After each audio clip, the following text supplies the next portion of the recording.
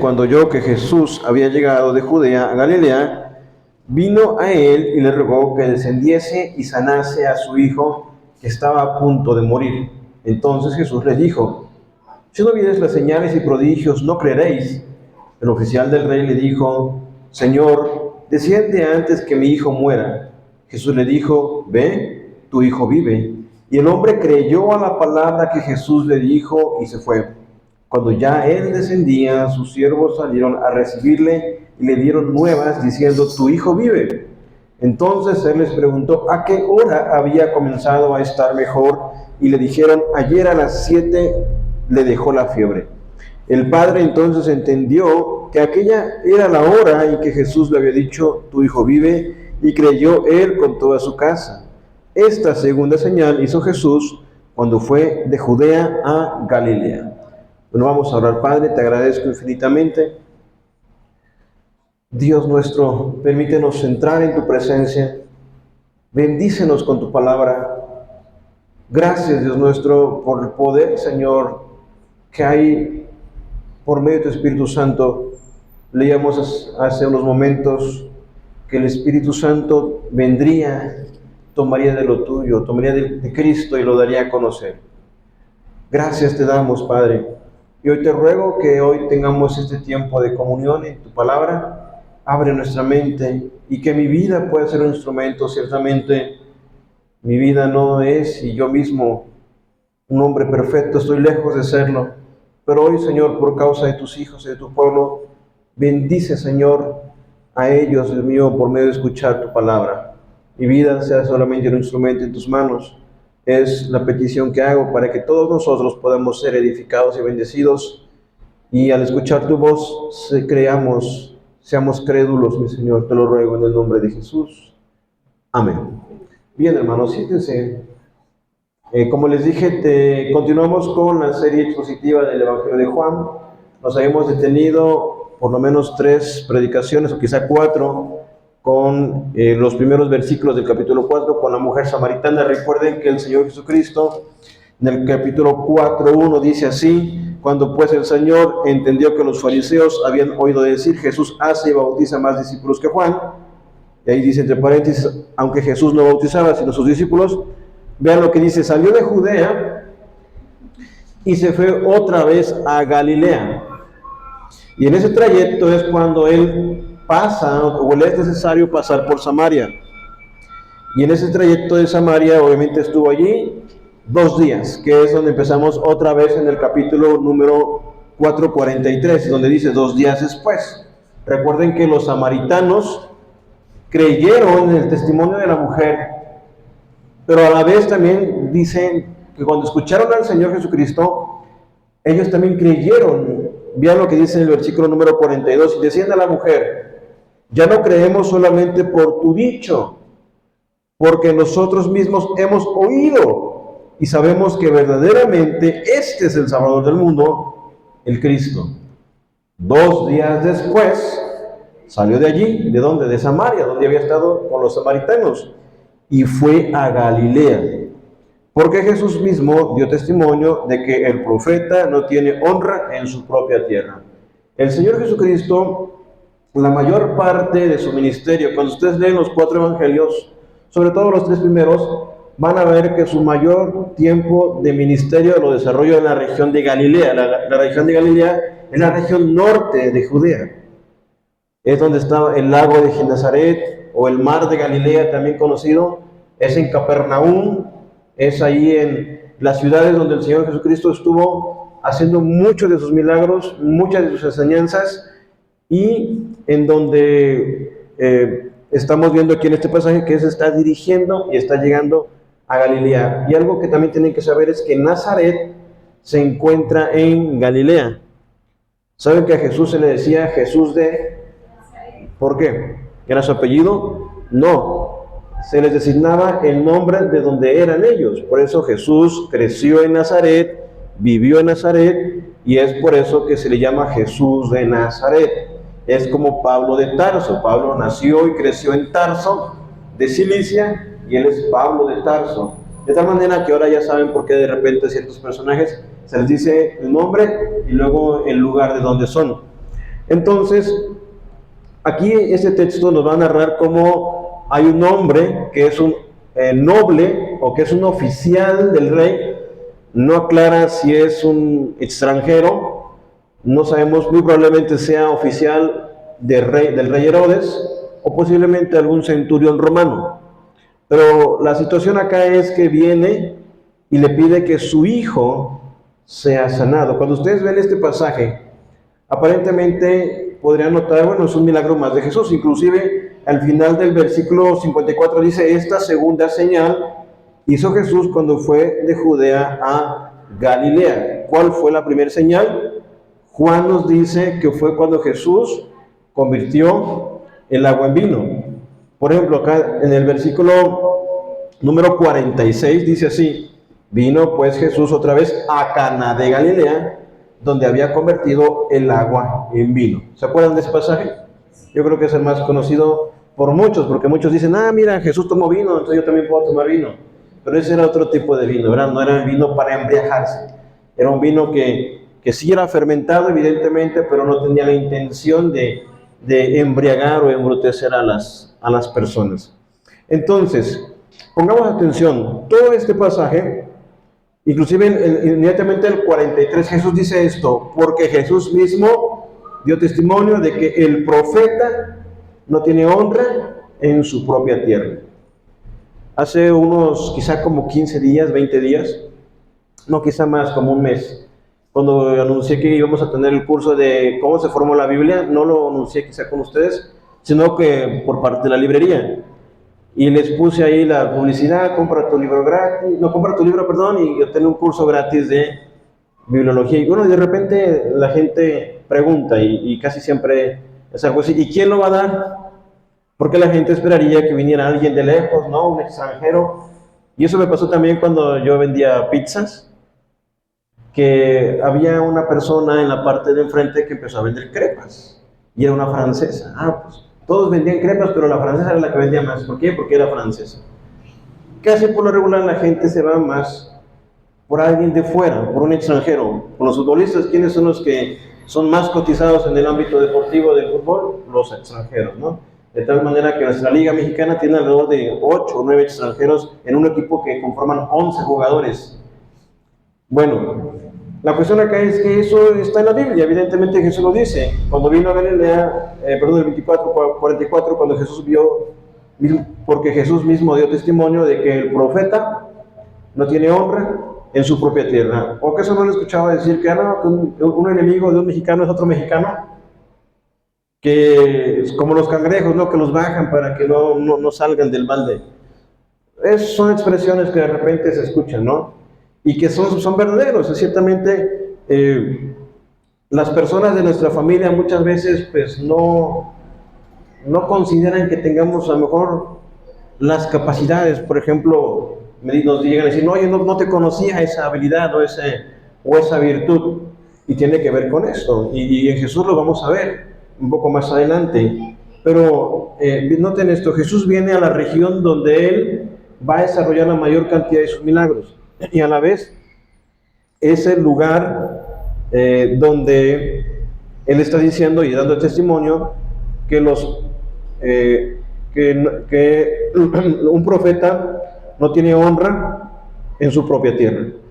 Cuando vino a Galilea, los galileos le recibieron habiendo visto todas las cosas que habían hecho en Jerusalén, la fiesta, porque también ellos habían ido a la fiesta. Ahora, aquí hay un punto muy importante que tenemos que notar.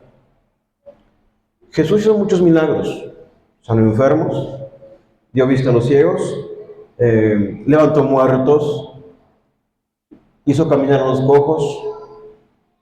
Podrán enumerar gran cantidad. Este es un ejemplo.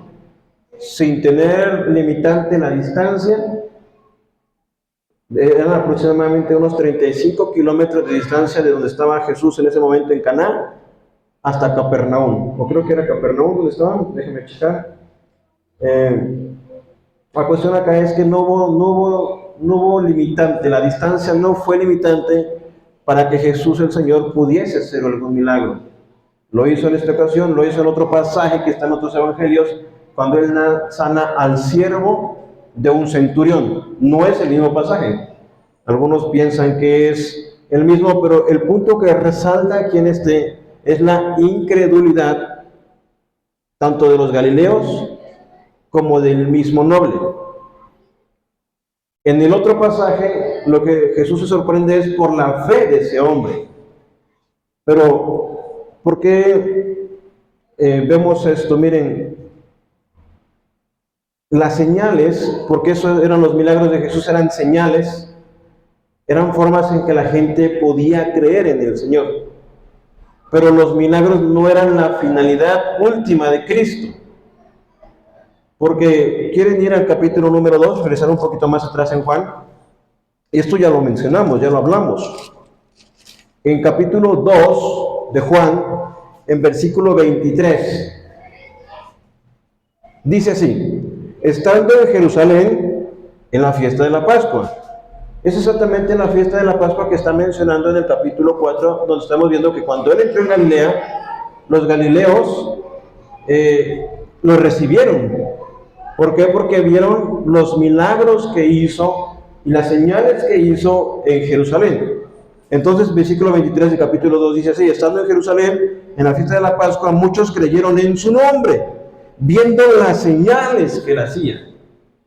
Pero Jesús mismo no se fiaba de ellos porque conocía a todos y no tenía necesidad de que nadie le diese testimonio del hombre, pues él sabía lo que había en el hombre. Miren, hermanos, muchísima gente siguió a Jesús, muchísima. Las multitudes le oprimían en alguna ocasión, que cuando él sintió que sale poder de él, cuando se da la sanidad de la mujer que tiene flujo de sangre, él dice: alguien me ha tocado. Y Pedro le dice: pues ¿quién no te va a tocar? Estamos en medio de una multitud. Todos te tocan realmente. En ocasiones el Señor tenía que subirse a las barcas y decirle a Pedro: Pedro, aparta la barca de la orilla, porque la gente lo quería tocar. La gente, cuando él manda a sus discípulos a predicar de dos en dos y luego ellos regresan contándole el resultado de su predicación, dice que lo vio la gente, eso está en Marcos, y le siguieron a pesar de que él se fue a un lugar apartado, y allá le fueron, inclusive llegaron hasta antes que él. La gente lo buscaba. ¿Pero por qué creen que lo buscaban? Solamente buscaban recibir algún beneficio de él. Querían una sanidad, querían comer, porque sí, Jesús en alguna ocasión alimentó hasta 5,000 personas con 5 panes y 2 peces, sin contar mujeres y niños, y sobró todavía de lo que se repartió. La gente quería recibir la vista, la gente quería ser sanada, pero realmente no creían en él. Solamente querían recibir un beneficio, solamente querían recibir algo que sacar de Jesús. Cuando ustedes se dan cuenta, al final de su ministerio, Jesús quedó solo totalmente. ¿Dónde estaban las multitudes? ¿Dónde estaban aquellos que recibieron la vista, fueron inclusive resucitados? Solamente quedaba Juan el apóstol, y eso sí, quedaron muchas mujeres. Y por eso es que damos gracias por todas las hermanas que están aquí, ¿no? Que son de muchísima bendición. Pero la cuestión acá es que si ustedes ven el ministerio de Cristo, él se dedicó a enfocarse a estos 12 discípulos, que al final de cuentas iban a ser los que iban a expandir el mensaje de su evangelio.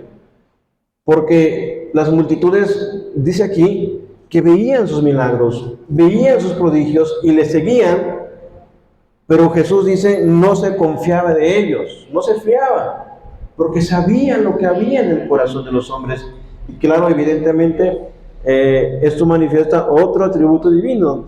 Jesús podía entender los pensamientos de las personas, algo que solamente Dios puede hacer.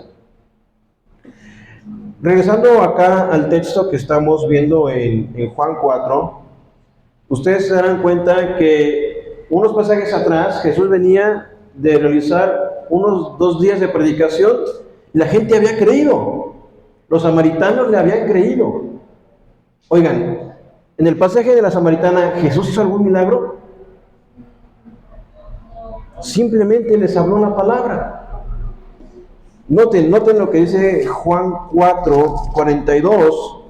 Vamos a leerlo en el versículo 40. En el 39 lo leo. Dice, y muchos de los samaritanos de aquella ciudad creyeron en él por la palabra de la mujer, que daba testimonio diciendo, me dijo todo lo que he hecho. Jesús en este pasaje no hizo más que hablar con la mujer. No le sacó milagrosamente el agua del pozo, no le sanó ninguna enfermedad, simplemente habló con ella. Le mostró y le dijo, yo soy el Cristo. Entonces vinieron los samaritanos a él y le rogaron que se quedase con ellos y se quedó allí 2 días. Y creyeron muchos más por la palabra de él. Fue simplemente su palabra, no hizo ningún milagro, no hizo ninguna señal, simplemente les habló la palabra. Y decían a la mujer, ya no creemos solamente por tu dicho, porque nosotros mismos hemos oído y sabemos que verdaderamente este es el Salvador del mundo, el Cristo. Ahora, ¿cómo llegaron a la conclusión los samaritanos? ¿Vieron alguna sanidad, algún milagro extraordinario? Simplemente creyeron a la palabra de Jesús. Simplemente creyeron a Él. Entonces, de venir Jesús, de tener un buen resultado de predicación en Samaria, ahora llega a Galilea, y en Galilea, en la región, hay oposición. Porque los de Galilea no se conforman solamente con la palabra, ellos quieren ver señales, ellos quieren ver milagros. Miren, hermanos, ustedes quizá en su mayoría son personas que están conociendo recientemente la palabra. Algunos quizá tuvieron tenido alguna experiencia de ir a otra congregación, pero muchas veces el énfasis de otras iglesias es decir, ven, porque aquí va a ir sanidades. ¿O no han visto los letreros ahí de los de pague por sufrir? Ven el día de milagros, el agua del río Jordán, o el manto, o cosas así. Y la gente muchas veces se acostumbra a tener descargas emocionales que si no les dicen, es que vino una sanidad, un milagro, cosas así, no creen. O sienten, es que está muy apagada esa iglesia, ¿no? El énfasis de la Escritura es la enseñanza de la palabra, porque ni siquiera las señales en sí mismas son evidencia. Jesús, el Señor, en Mateo 7, Él explica que el buen árbol da buenos frutos, el mal árbol da malos frutos. Y luego dice más adelante que muchos en aquel día dirán, Señor, en tu nombre hicimos milagros, en tu nombre echamos fuera demonios. Y el Señor les dirá, nunca los conocí, apartados de mí, hacedores de maldad. Entonces, hermanos, nunca, ningún milagro, ninguna señal va a ser evidencia de una sana doctrina o de una sana iglesia o de que el poder esté ahí, porque aún las manifestaciones, o no hasta ponen ahí los ¿cómo se llaman el canal de la Rosa de Guadalupe, que también hace milagros, según la serie? No hay gente que les dice, no, pero es que yo fui hasta Juquila y le prometí y me cumplió, y por eso cada año van hasta allá. O no hay gente que celebra, como en estas fechas, a lo que le llaman a Santiago, ¿no? Y no les cumple. Entonces, hermanos, ¿es señal y evidencia de una sana doctrina bíblica los milagros o las señales? Evidentemente no lo es. Es la palabra de Cristo, es el sometimiento a las Escrituras, es la palabra, y es lo que está conflictuando acá, de que los galileos que estuvieron allá en la fiesta de Jerusalén quieren y le reciben porque ven que Jesús hace milagros. Jesús no es un simple milagrero, Jesús es el Hijo de Dios. Hermanos, los samaritanos no tuvieron que recibir ningún milagro, ellos simplemente creyeron porque Jesús vino, se presentó a ellos. Claro, no nos dice el diálogo que tuvo con los samaritanos, pero sí tenemos el diálogo que tuvo con la mujer samaritana. Y la mujer samaritana, sin conocer a Jesús y viceversa, aparentemente porque Jesús es Dios y conoce todas las cosas, le dijo toda su vida a la mujer samaritana. Recuerden, ¿cuántos maridos tenía esta mujer? ¿O había tenido? 5 maridos. Y el que tenía en ese momento no era su marido. Y esa mujer queda sorprendida. Por eso dice, me ha dicho todo lo que he hecho. Y va y le dice a los del pueblo. Los del pueblo creen por el testimonio de la mujer. Y luego dice, no creemos solamente por tu palabra, sino porque nosotros hemos huido. Hemos estado con Él. 2 días estuvieron con Cristo y concluyeron que este verdaderamente era el Salvador del mundo, el Cristo. Y ahora viene acá a Galilea y dice el texto aquí en el 46, vino pues Jesús otra vez a Caná de Galilea, donde había convertido el agua en vino. Esa fue la primera señal. Pero recuerden, hermanos, que esa primera señal la manifestó ¿a quién? A sus discípulos, no a toda la gente. Volvamos a Juan capítulo número 2. En Juan capítulo número 2, en las bodas de Canaán, en el capítulo número 2, 11 dice así: este principio de señales hizo Jesús en Caná de Galilea y manifestó su gloria y sus discípulos creyeron en él. Porque el hecho mismo de que cuando el Señor le dice llenen las tinajas de piedra de agua, y después que les dice sírvanla, eso solamente lo supieron los sirvientes, lo supo María y los discípulos. Y la finalidad, a fin de cuentas, era que sus discípulos creyeran en Él. Los discípulos de Jesús caminaron con Él, comieron con Él, iban a donde Él iba, escuchaban sus enseñanzas, abiertamente Él les enseñaba lo que les quedaba un poco sin entender, y era eso. Es por eso, hermanos, que el énfasis es discipular, no de grandes cantidades. Sí hay iglesias que tienen estrategias de crecimiento, hasta así le llaman crecimiento, programas celulares para tener grandes cantidades de gente, y las tienen, se los puedo asegurar, tienen grandes cantidades de gente. Pero hermanos, ¿cuántos de esos son discípulos? Es más, ¿cuántos de esos son cristianos para empezar? ¿Cuántos de ellos han creído en el verdadero evangelio? ¿Cuántos de ellos pueden realmente tener esa pureza doctrinal? Es por eso que siempre el modelo de Cristo es discipular. Tampoco nos vamos a caer porque por ahí hay una agrupación religiosa que se llama G12 y tiene ese modelo. No, pero me refiero a discipular de persona a persona. Tomar tiempo, sentarte con ellos. Hermanos, ¿sus niños aprendieron a leer y a escribir con la maestra de la primaria o con ustedes?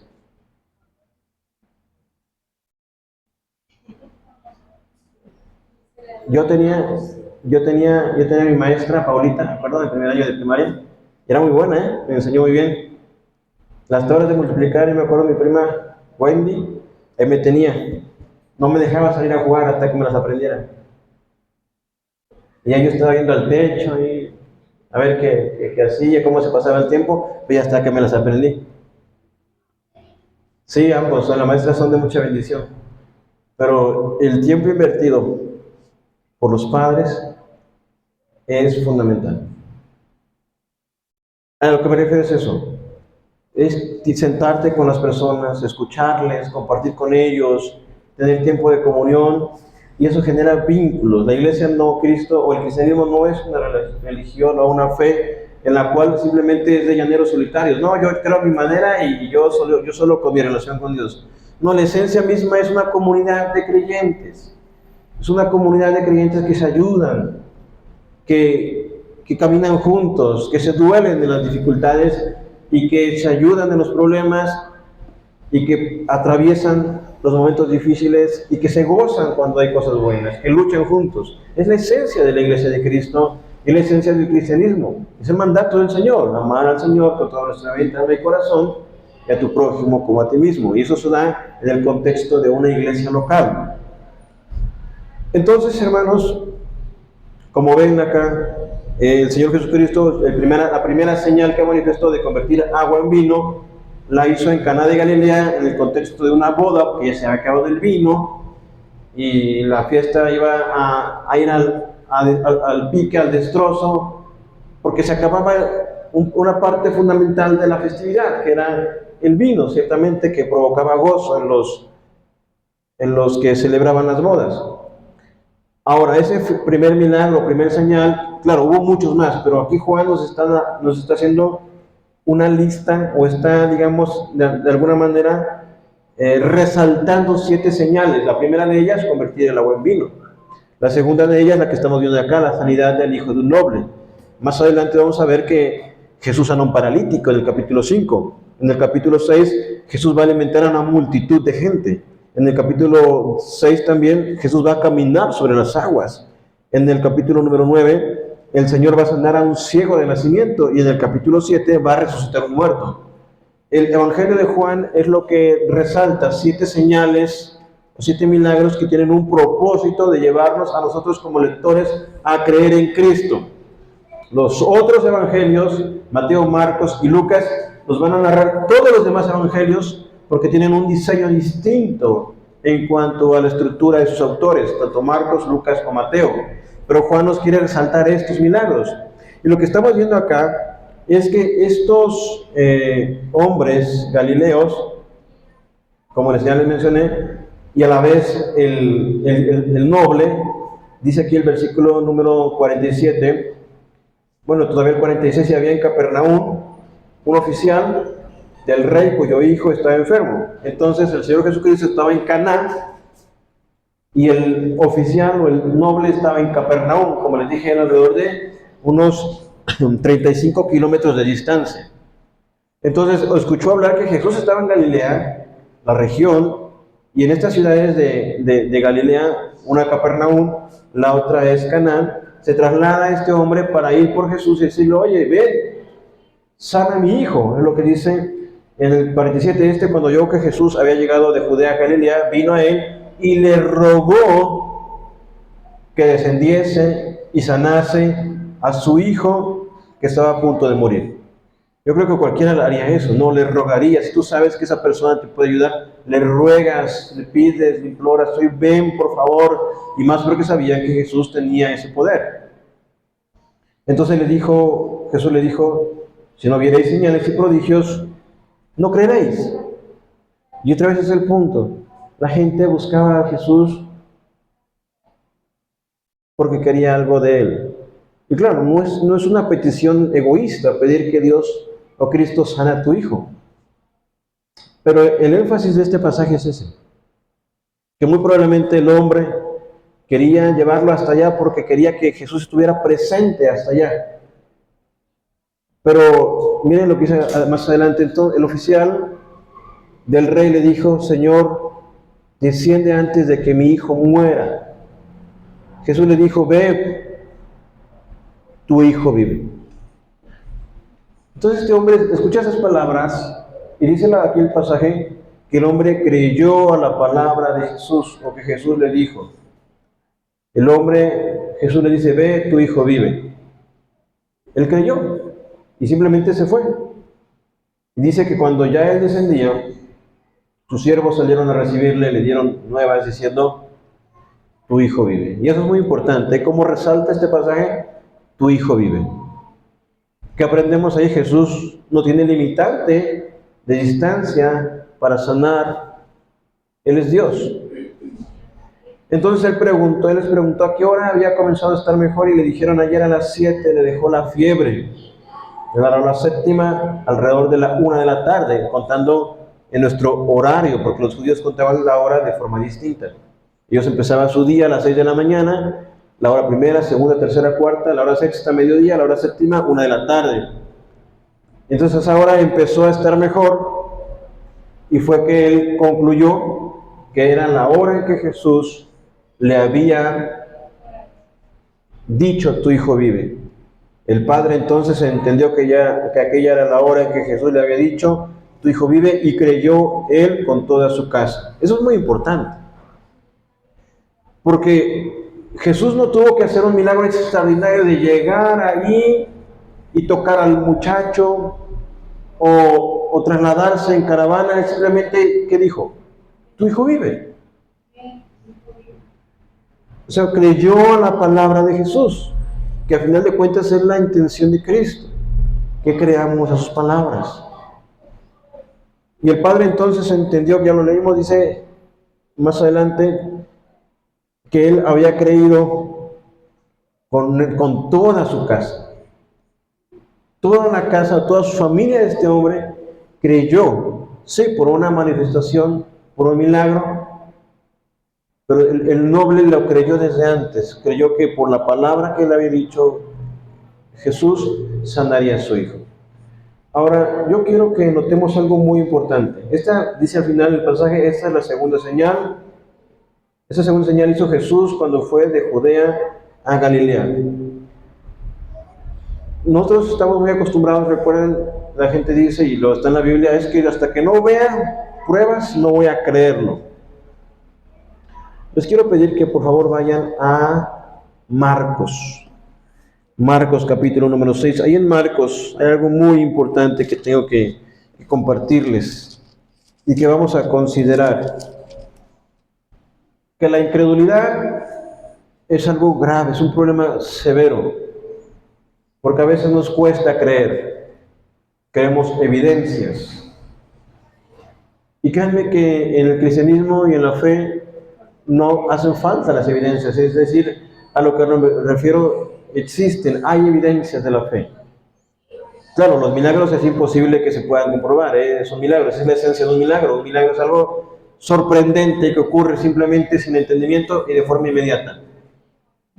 Pero vean Marcos, porque aunque el texto de acá de Juan nos dice que es en Galilea donde no creían en él, es específicamente en Nazaret en donde no creían en Jesús. Vean lo que dice Marcos 6:1. Salió Jesús de allí y vino a su tierra y le seguían sus discípulos.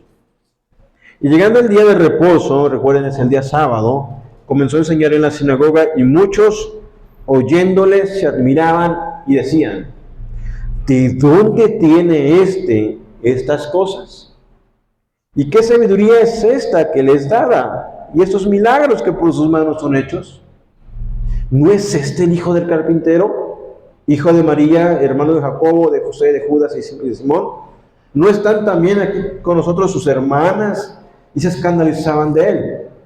Y además Jesús decía, lo que vemos está el texto en Juan: no hay profeta sin honra, sino en su propia tierra y entre sus parientes y en su casa. Vamos un poco más lentos, ¿sí? Dice que el Señor Jesucristo venía de predicar y llegó o regresó a su tierra. ¿Cuál es su tierra? ¿Dónde se crió Jesús? ¿Qué les dije? Nazaret. Muy bien, en Nazaret, la región de Galilea. Dice que sus discípulos fueron con él.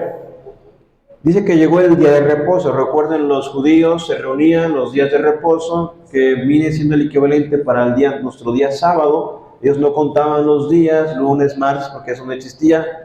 Son los romanos los que le ponen nombres a los días. Recuerden, el lunes es la luna, martes Marte, miércoles Mercurio, jueves Júpiter, viernes Venus, sábado Saturno y el domingo es el Sol.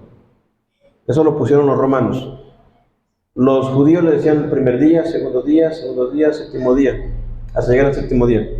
Entonces, ese día de reposo, o ese sábado, comenzó a enseñar en la sinagoga. La sinagoga es el lugar donde los judíos se reúnen. Y muchos, oigan esto, muchos, oyéndole, que dice ahí, se admiraban y decían, y escuchen esta pregunta, y es una pregunta retórica: ¿de dónde tiene estas cosas?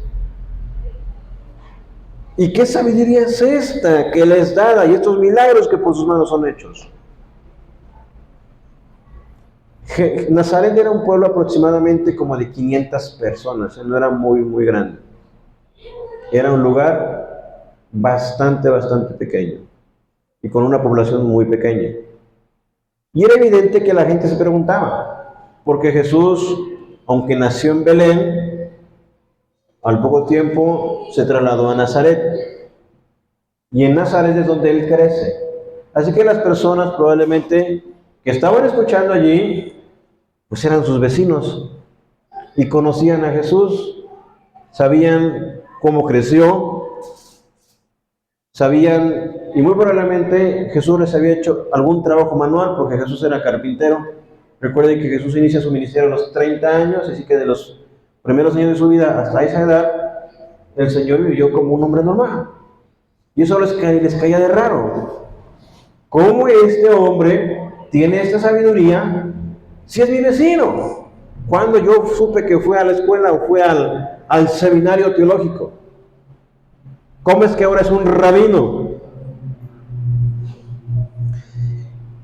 Se admiraban, porque muy probablemente al ser el carpintero del pueblo, pues a lo mejor les hizo hasta la puerta de su casa, la mesa donde comían. Es decir, lo conocían. Y Jesús anduvo predicando ya en varias regiones, y cuando viene a su casa, viene a su ciudad o a su pueblo, en la sinagoga de su pueblo, la gente se sorprende. Es como, bueno, aquí Chilpancingo es pequeño, ¿verdad? La gente de repente nos damos cuenta que tal persona se conoce con tal, y al final terminamos varios yendo a la misma secundaria, a la misma preparatoria y a la misma universidad. Sobre todo si nunca salimos de nuestra ciudad o de Chilpancingo. Mucho más en un pueblo, que la gente se conoce. Conoce a los que viven al otro extremo. Y en ese sentido, otra vez la gente en el versículo 2 dice, la segunda pregunta, ¿y qué sabiduría es esta que les dada? Y estos milagros que por sus manos son hechos. Y luego dice, ¿no es este el carpintero? ¿No? ¿No es este el carpintero? Hijo de María. Y esto es muy interesante, lo que dice aquí. Hermano de Jacobo, de José, de Judas y de Simón. Esto ya lo hemos mencionado. María tuvo más hijos. Tuvo a José, tuvo a Jacobo, tuvo a José, tuvo a Judas, tuvo a Simón y tuvo más hijas. Esto es muy importante mencionarlo. María fue una mujer virtuosa, ¿no?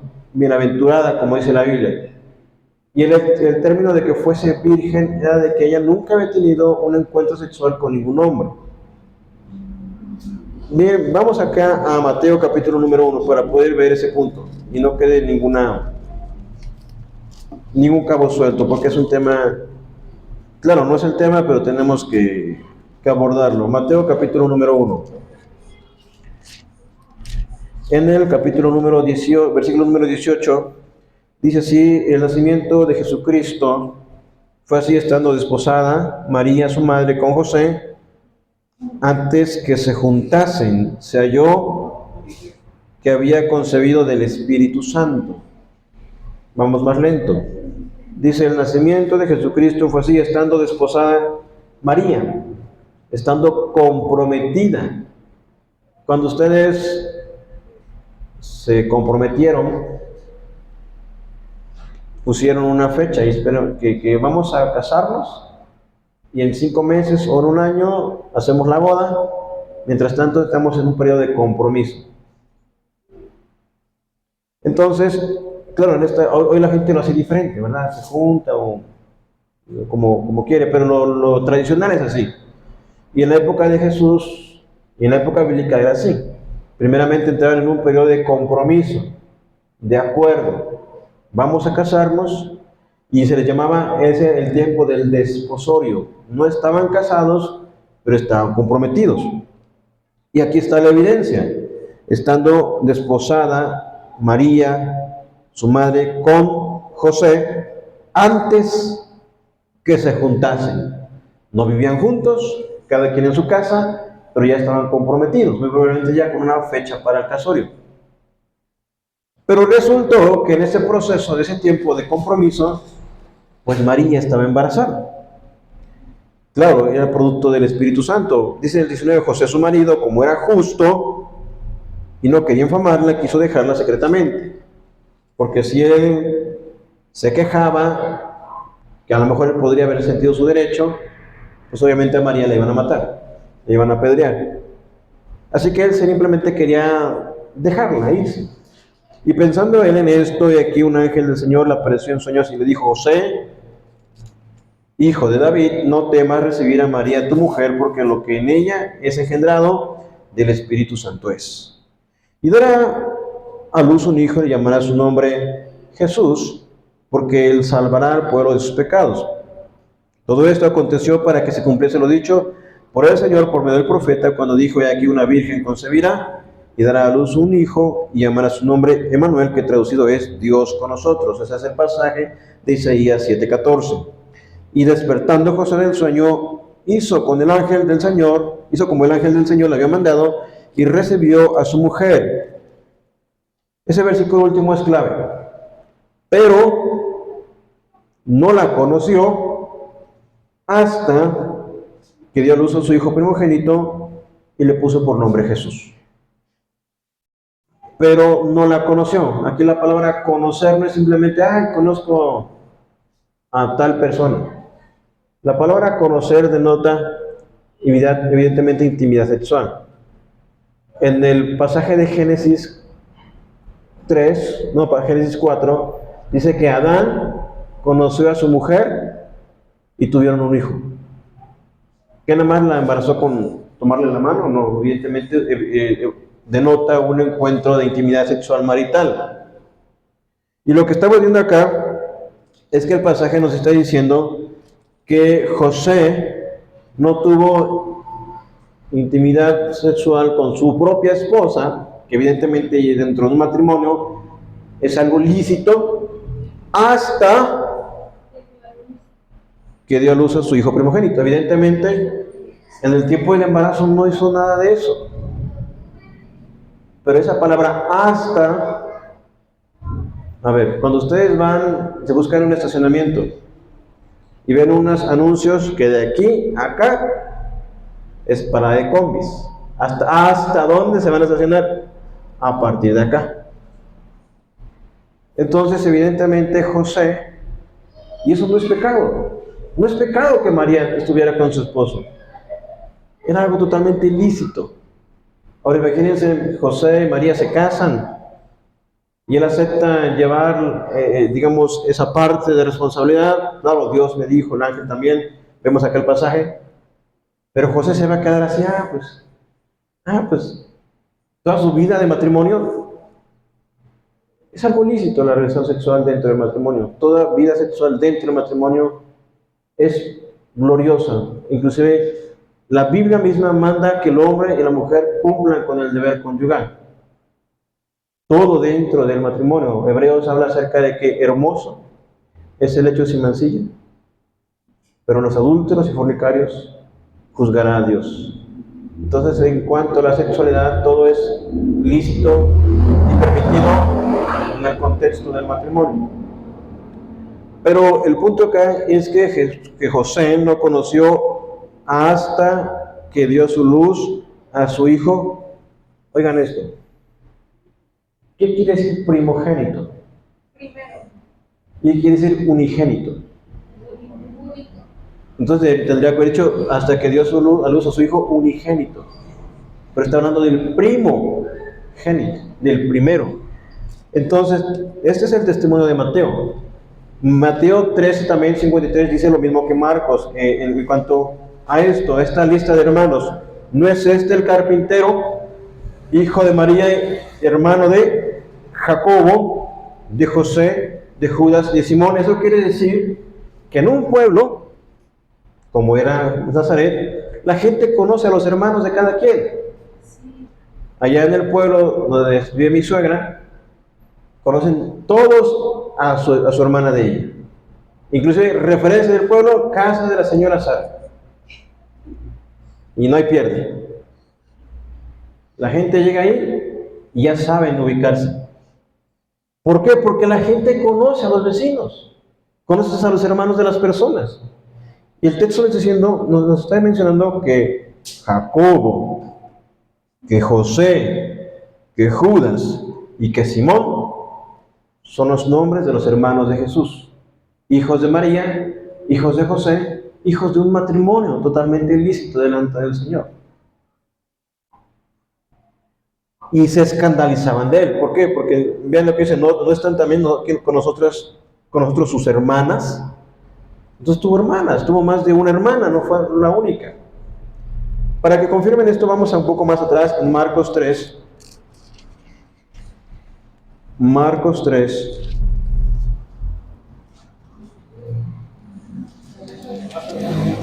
Es unas páginas atrás, Marcos 3. Marcos. Marcos.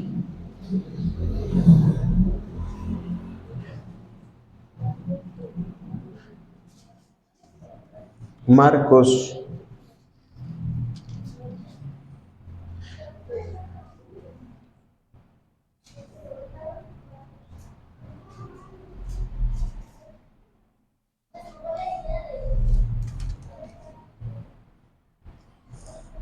Marcos 3:20, sí. Jesús está predicando en su ciudad y se agolpó de nuevo la gente, como les había mencionado. La gente le seguía como si fuera una superestrella. Claro, porque Jesús era un hombre que sanaba a muchas personas. Y se agolpó de nuevo la gente, de modo que ellos ni aún podían comer pan. Oigan esto, cuando los suyos vinieron para prenderle, porque decían, está fuera de sí. ¿A qué se refiere? Vean lo que dice más adelante en el 31. Vienen después sus hermanos y su madre, quedándose afuera, enviaron a llamarle. Oigan, hermanos, ni siquiera María y ni siquiera sus hermanos creían en Jesús. O sea, ni siquiera ellos. ¿Qué estoy diciendo? Cuando lo oyeron sus familiares, cuando lo oyeron los suyos. ¿Qué pasa cuando de repente en algunas familias hay unas personas que tienen problemas de adicciones? Oye, mira, tu primo está ya tirado, tu tío, vayan a recogerlo. Oye, tu pariente está haciendo cosas que no debe hacer. Y dice que evidentemente la gente se preocupó. Hace no mucho salió una noticia que en Chiapas un hombre se metió a un lago y en ese lago había cocodrilos. Y andaba nadando y luego lo entrevistaron y a través de esa entrevista la gente o sus familiares reconocieron a ese hombre y dijeron, es nuestro pariente, nada más que está mal de sus facultades y por eso lo andábamos buscando, se nos escapó, lo andamos buscando, pero ahora ya sabemos dónde está. Pero ¿qué dicen aquí? Porque decían, está fuera de sí. La gente no creía en Jesús, la gente que estaba cercana a él, los de su pueblo. Pero hermanos, ni siquiera su madre ni sus hijos creían en él. Ni su madre ni sus hermanos. Me refiero a los hijos de María. Porque ellos decían, vamos a agarrar a Jesús. ¿Qué anda haciendo milagros este hombre? ¿Qué anda enseñando que él es el Cristo? Va a generarse problemas nada más. Hay que ir a agarrarlo y nos lo vamos a traer. Porque decían, está fuera de sí. ¿Qué quiere decir eso de está fuera de sí? Está loco. Y luego más adelante vienen después sus hermanos y su madre, y quedándose afuera enviaron a llamarle. Y la gente que estaba sentada alrededor de él le dijo, tu madre y tus hermanos están afuera y te buscan. ¿Para qué lo buscaban? A llevárselo. Él le respondió diciendo, ¿quién es mi madre y mis hermanos? Y mirando a los que estaban sentados alrededor de él, dijo, y aquí mi madre y mis hermanos. Porque todo aquel que hace la voluntad de Dios, ese es mi hermano y mi hermana y mi madre. Entonces, imagínense que Jesús de repente sale, pues obviamente se lo van a llevar. Claro, Jesús conoce todas las cosas. Y aquí nos enseña que realmente los que son su familia son los que hacen su voluntad. Entonces, en conclusión, en Nazaret, en el pueblo de Jesús, nadie cree en él. Por eso Jesús repite, no hay profeta sin honra, sino en su propia tierra y entre sus parientes y en su casa. ¿Qué problema tienen esas gentes? Incredulidad. No le creían. Y los samaritanos simplemente por escuchar las palabras de Jesús le creyeron.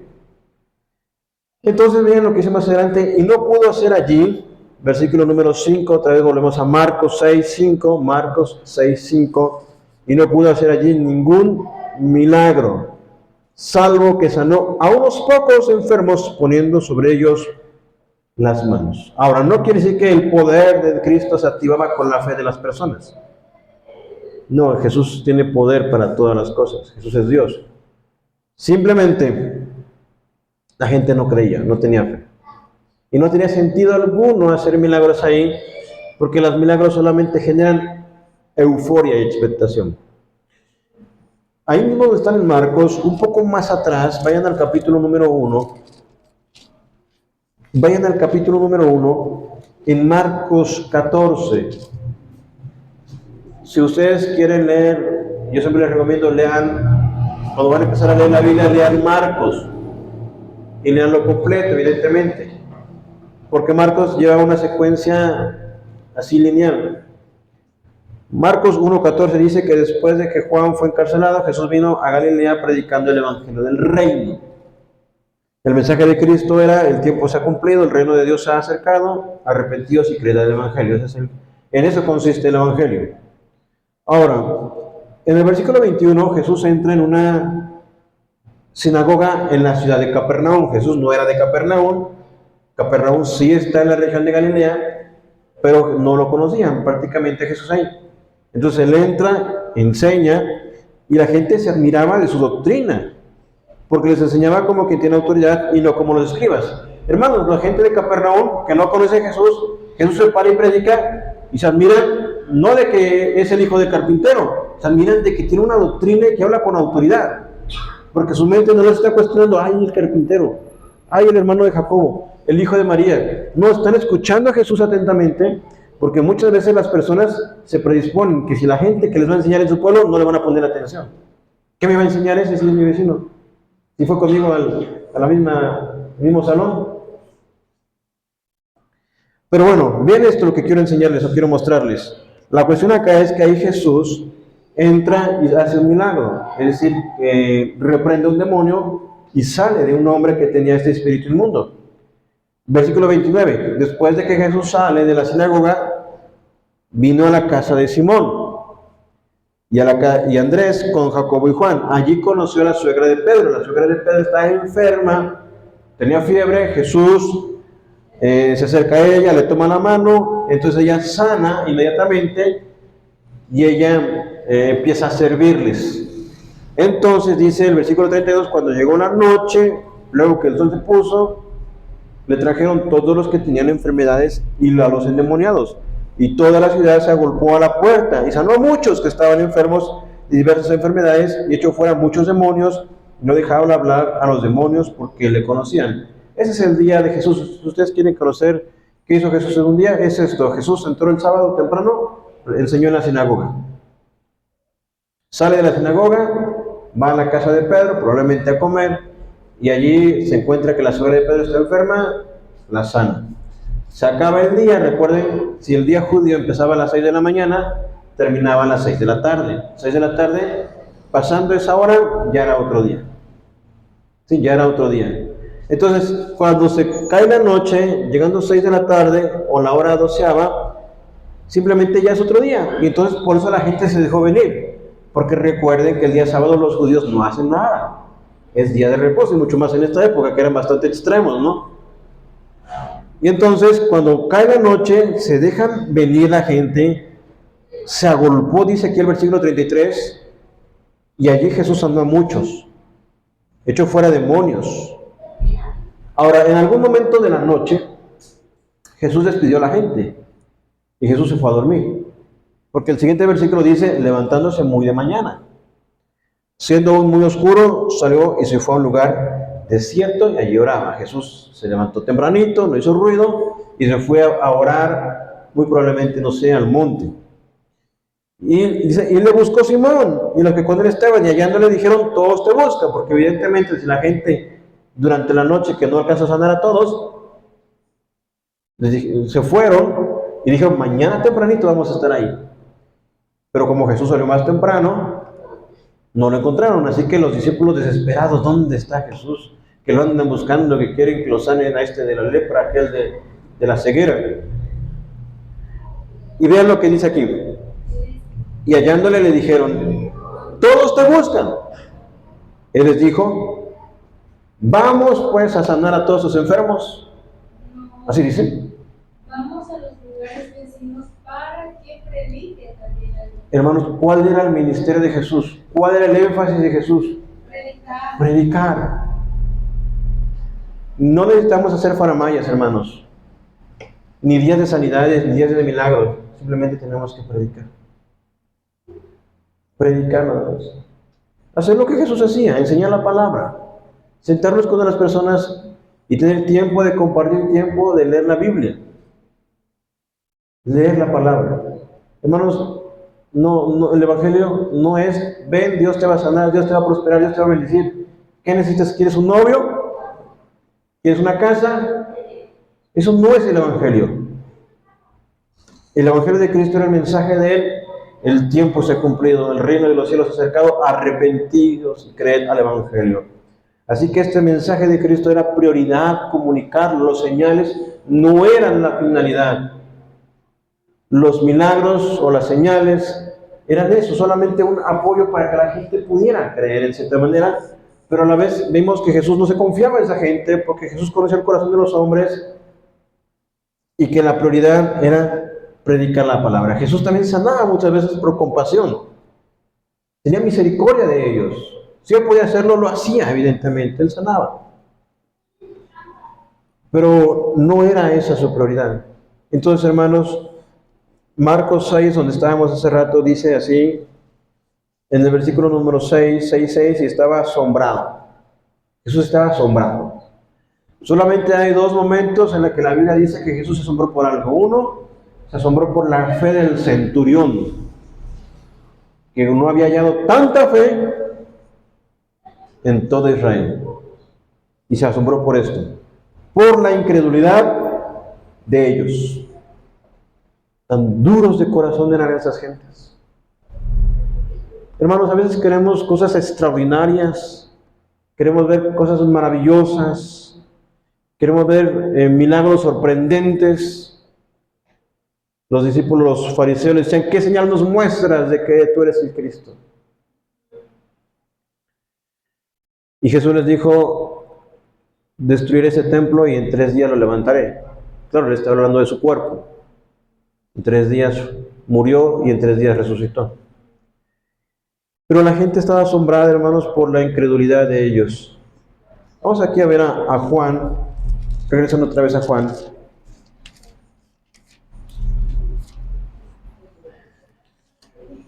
Vamos a buscar Juan, pero Juan número 12.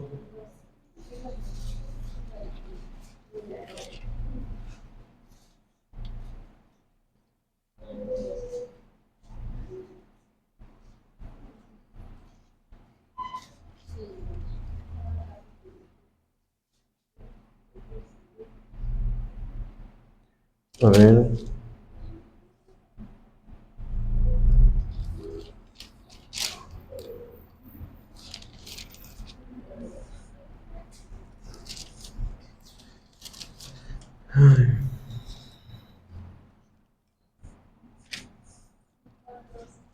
Sí,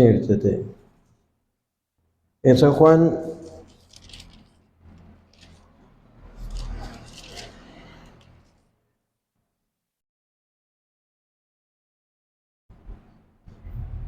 a ver,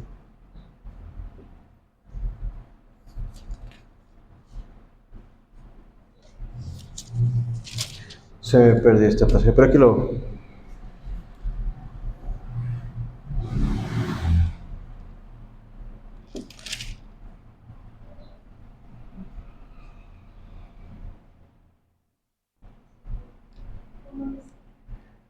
Es donde los gobernantes se sorprenden de todo lo que Jesús ha hecho.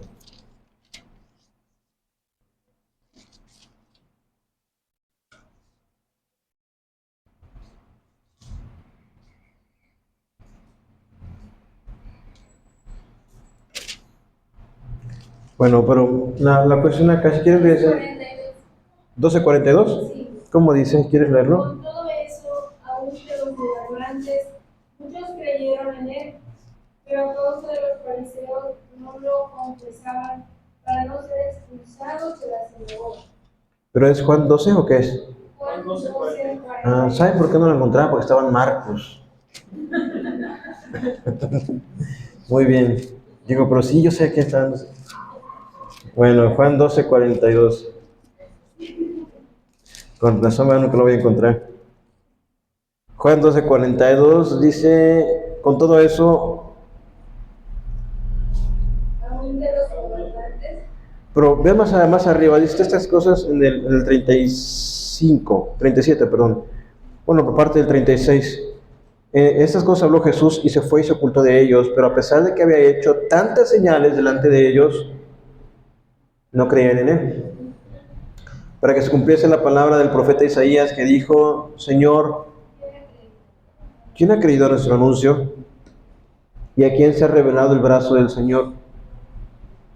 Por esto no podían creer, porque también dijo Isaías: cegó los ojos de ellos, endureció su corazón, para que no vean con los ojos y entiendan con el corazón y se conviertan y yo los sane. Isaías dijo esto cuando vio su gloria y habló acerca de él. Con todo eso, aún de los gobernantes, muchos creyeron en él, pero a causa de los fariseos no lo confesaban para no ser expulsados de la sinagoga, porque amaban más la gloria de los hombres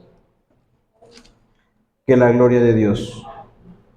Amaban más la gloria de los hombres que la gloria de Dios.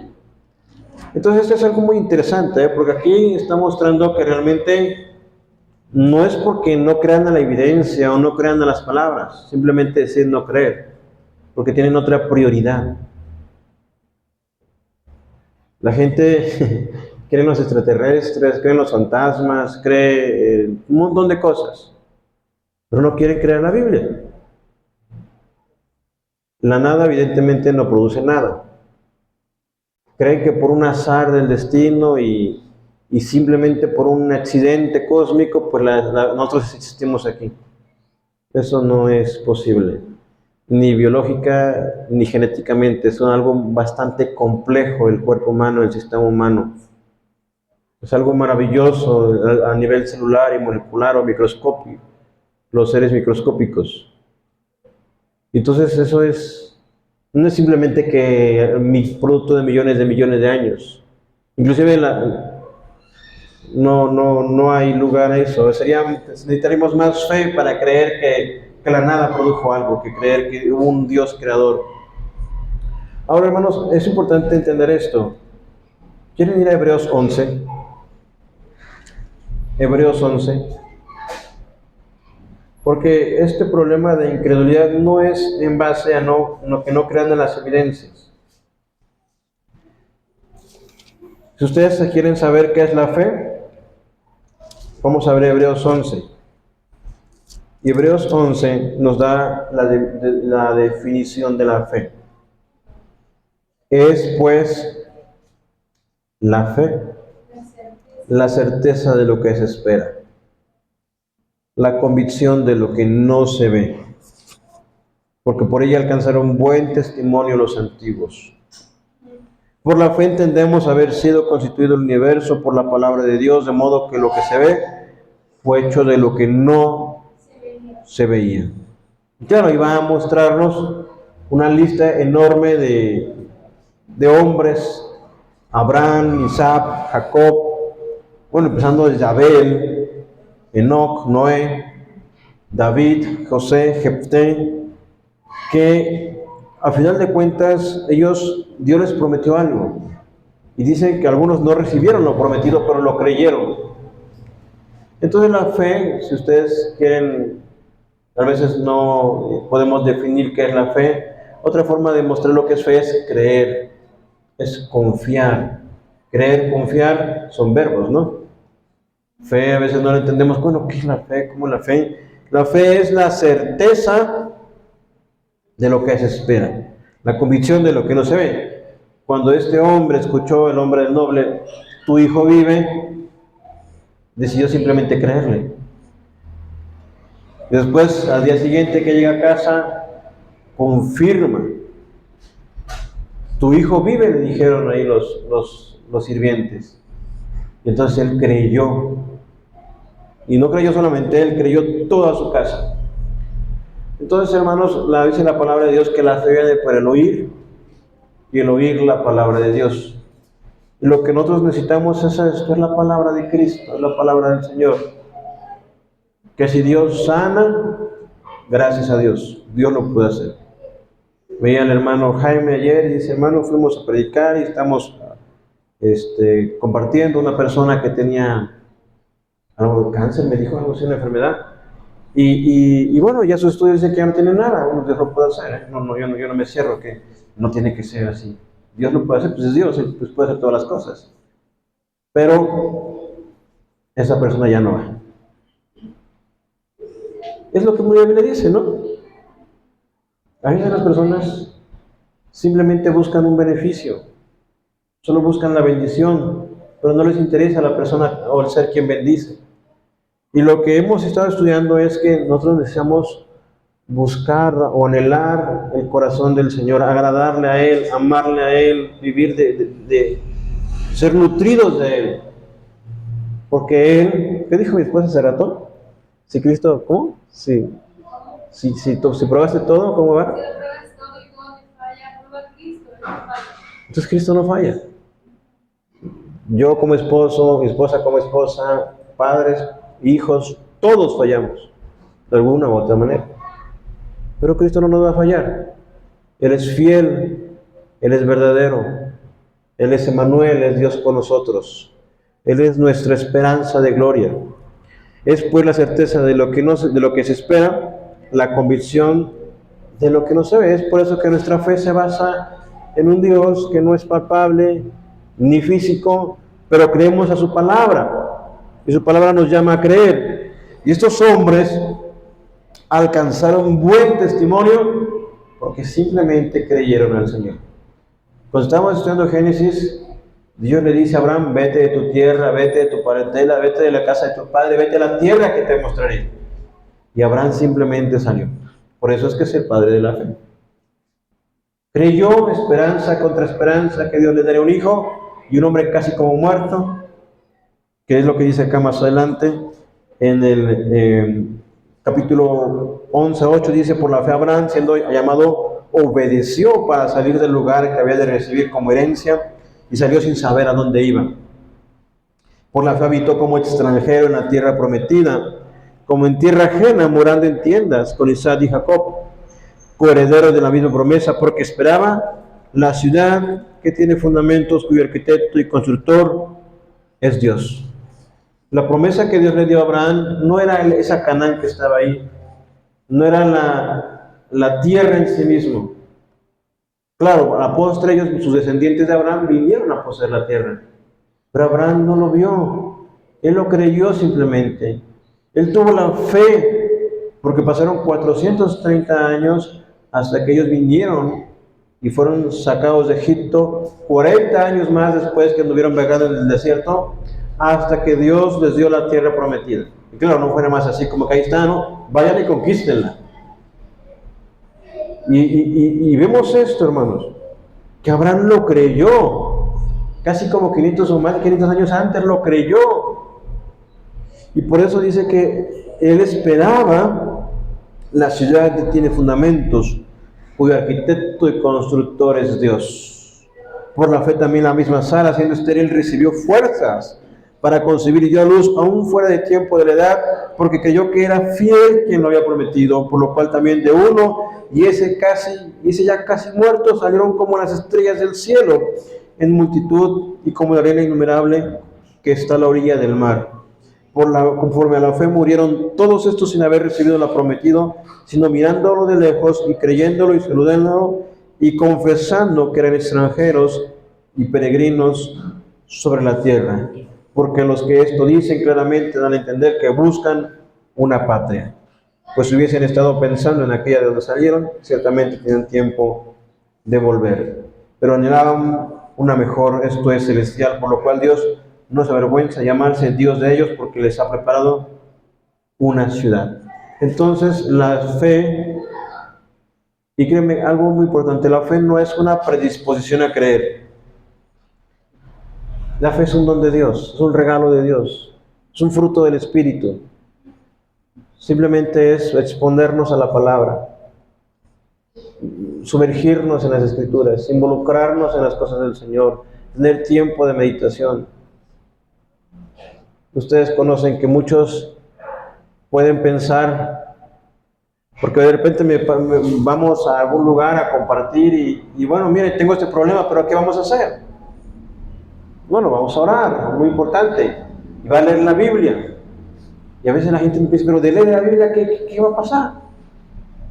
Pero hermanos, la Biblia va a transformar nuestras vidas, la palabra del Señor. Conmigo no les voy a echar aceite, no les voy a hacer nada más, no van a voltearse de nada, no van a ir de rodillas a ningún lado, lo único que tienen que hacer es ¿qué? Creer. Y sentarse a leer su palabra. Leer la Biblia. Por eso, ese es el nombre que le pusimos a la iglesia bíblica, rezando las Escrituras, porque simplemente el énfasis es la Biblia, la palabra del Señor. ¿Qué hacemos los cristianos? Venimos, cantamos, nos reunimos, tenemos comunión, tenemos lectura de la Biblia, y bueno, lo explicamos, ¿verdad? Que eso es lo que queremos hacer. Eso es una exposición de las Escrituras. Y créanme, no me estoy inventando nada. No es que yo tenga un sueño, una revelación, una imaginación. Simplemente es decir lo que aquí dice. Es eso, decir lo que está diciendo acá. Bueno, miren, hermanos, y por eso vamos predicando secuencialmente. No sé cuánto tiempo nos tardemos en Juan, pero bueno, ya por lo menos este año lo terminamos y seguimos con Juan. Y de repente sí voy haciendo paréntesis. ¿Por qué? Porque me doy cuenta que hay cosas que necesitamos atender, como el tema de la adoración, que nos quedamos en como más de un mes, creo, con la mujer samaritana. El caso es que la mujer samaritana tiene que conocer bien. Pero el énfasis va a ser su palabra, hermanos. La oración, la devoción al Señor. Entonces, eso es lo que va a producir fe en nuestras vidas. Tener tiempo de comunión, reunirme con otro hermano. Oye, hermano, ¿cómo estás? No, que estoy triste porque tengo problemas en la casa. No, pero fíjate, vamos a orar, la Biblia dice. Y eso es ayudarnos unos a los otros. Entonces, hermanos, este hombre noble simplemente creyó. Al principio sí, le decía, ven, desciende, por favor, ven. En otra ocasión el Señor Jesucristo va a atender a alguien como Jairo, que le dice, ven, sana a mi hija, y Jesús va a ir para allá. ¿Quiere preguntar, hermano? Bueno. Pero la cuestión acá es que, fíjense cómo fue el proceso de la fe del noble. Primero, creyó lo suficiente para ir a pedirle a Jesús el favor. ¿No? Fue lo primero. Porque de repente algunos podían ser tan duros que ni siquiera se acercaban. Por ejemplo, cuando vemos el texto de la mujer que tenía el flujo de sangre, Jairo era un principal de la sinagoga. O cuando vemos a Nicodemo en Juan 3, Nicodemo era un maestro de la ley, era un funcionario del gobierno de Israel. Y primeramente es eso, ¿no? Tener la humildad de ir a decirle a un carpintero, oye, ayúdame. Sabiendo que él no era un hombre que tuviera aparentemente una instrucción muy amplia en el conocimiento de las áreas de teología o del conocimiento bíblico. Simplemente era un hombre común y aparentemente normal, pero que a la vez era Dios. Eso sí, muy importante, la doble naturaleza de Cristo, 100% hombre, 100% Dios, ¿sí? Son doctrinas fundamentales, se las repito mucho, la Trinidad, el Espíritu Santo, porque hay varias agrupaciones que no creen en eso. Lo que compartimos, o los que lo vamos a compartir aquí, no es algo que yo me voy a inventar, es algo que los cristianos han creído por más de 2000 años. Es el cristianismo histórico. Entonces, lo primero fue que este hombre tuvo la fe para ir y pedirle el favor a Jesús. Lo segundo es que cuando Jesús le dice, no voy a ir, pero tu hijo va a vivir, creyó que Jesús sanaría a su hijo simplemente con la debida palabra que ya había escuchado. Así que él simplemente se fue y creyó, voy a creer en la palabra de este hombre. Lo tercero fue que cuando él llegó a su casa y le avisaron, él creyó juntamente con toda su casa. Entonces, hermanos, al final de cuentas, la fe es un regalo. Es un regalo de Dios. Es el don de Dios. No es tanto una disposición. Sí, Dios nos llama a creer. Además, el llamado a ustedes es crean a Cristo. Crean el Evangelio. Crean al Señor. Y atrévanse a confiar en su palabra. A confiar como lo hizo Abraham. A confiar como lo hizo Isaac. A confiar como lo hacen estos hombres del texto de los Hebreos. A creer esperanza contra esperanza. Aún considerando cualquier imposibilidad, sino creyendo. Pero también sometiéndonos a la voluntad de Dios, cuando las cosas no simplemente no son como queríamos o como pensábamos. Eso también es una parte de la fe, no es simplemente pedir lo que queremos recibir, sino es esperar y aceptar la voluntad de Dios y vivir en relación a ello. Entonces, hermanos, tenemos muchas aplicaciones prácticas. Tenemos que leer la palabra, tenemos que creer a sus palabras. Hay partes, promesas que el Señor hace, hay otras promesas que no son promesas, que son principios, pero que tenemos que vivirlos, esperarlos y creerlos. Dentro de todo eso, hermanos, vamos a considerar entonces que toda incredulidad salga de nosotros. Mi llamada a ustedes es: crean al Señor, crean a la palabra, crean el Evangelio y créanme, créanme, ¿sí? Lo vimos también con la adoración. No es simplemente de labios para afuera. No es como dice Isaías 29:13, este pueblo de labios me honra, pero su corazón está lejos de mí. Si alguien cree algo, lo va a hacer. ¿Qué dice la gente, por ejemplo, ahora que están las Olimpiadas? La gente, se la creyó que sí podía. ¿No? Bueno, pero también entrenó, fue disciplinado, fue diligente. Aquí también crees, pero por cuanto crees, haces. Lees tu Biblia, tratas de aplicar esto a tu vida, eres esforzado en tu disciplina de oración, eres constante en la congregación, porque aquí es donde no solamente cantamos, sino también tenemos comunión, donde también escuchan la palabra. Es esa comunión en las reuniones de mujeres, en las reuniones con los hombres, que vamos a empezar, hermano, primeramente Dios, pronto. Las visitas que hacemos para poder tener ese tiempo de estar madurando, creciendo en la fe. Porque como les digo, la fe cristiana no es de llaneros solitarios, esa es de hermanos que se ayudan y se fortalecen mutuamente los unos a los otros miren lo que dice acá en Hebreos 13, ¿siguen en Hebreos todavía? No, pero vamos para allá. Hebreos 13. Hermano, Mande. retomando lo de Abraham, su fe, Sí. Dios siempre cumple sus palabras y sus pactos. Y por ejemplo, aquí en Génesis 15, 17, es un versículo muy importante que dice: y sucedió que puesto el sol y ya oscurecido, se veía un horno humeando y una antorcha de fuego que pasaba por los animales divididos.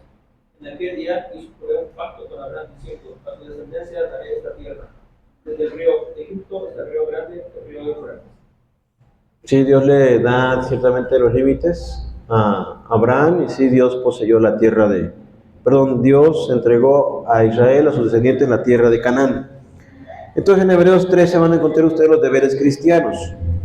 Permanezca el amor fraternal, no olvidéis de la hospitalidad, porque por ahí algunos sin saberlo hospedaron ángeles. Aquí no se refiere a que ustedes van a recibir ángeles, o que las personas sean ángeles, sino que está haciendo referencia a Génesis 18, donde Lot literalmente recibió ángeles en su casa. Acordaos de los presos como si estuvieras presos juntamente con ellos, y de los maltratados como que también vosotros mismos estáis en el cuerpo. Y es lo que les decía hace rato: honroso sea todo el matrimonio y el hecho sin mancilla, pero los fornicarios y los adúlteros los juzgará Dios. Sean vuestras costumbres sin avaricia, contentos con los que tenéis ahora, porque Él dijo: no te desampararé ni te dejaré. De manera que podemos decir confiadamente: el Señor es mi ayudador. No temeré lo que me pueda hacer el hombre. Acordaos de vuestros pastores que os hablaron la palabra de Dios. Considerad cuál haya sido su conducta, cuál haya sido el resultado de su conducta, e imitad su fe. Jesucristo es el mismo de ayer y hoy y por los siglos. No os dejéis llevar de doctrinas diversas y extrañas, porque buenas cosas afirmar el corazón con la gracia, no con viandas que nunca aprovechan a los que se han ocupado en ellas. Tenemos un altar del cual no tienen derecho de comer los que sirven al tabernáculo. Luego más adelante dice, porque en el 17, obedeced a vuestros pastores, sujetaos a ellos, porque ellos velan por vuestras almas, como quienes han de dar cuenta, para que lo hagan con alegría y no quejándose, porque esto no os es provechoso. Orad por nosotros, pues confiamos en que tenemos buena conciencia, deseando conducirnos bien en todo. En el Hebreos 10 también, en el versículo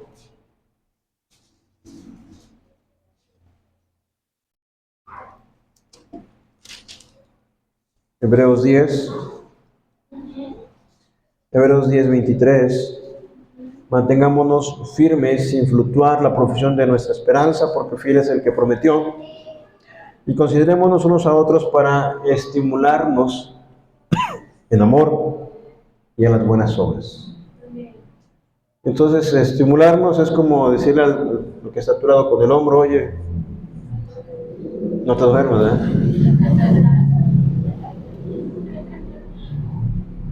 A las buenas obras, al amor y a las buenas obras.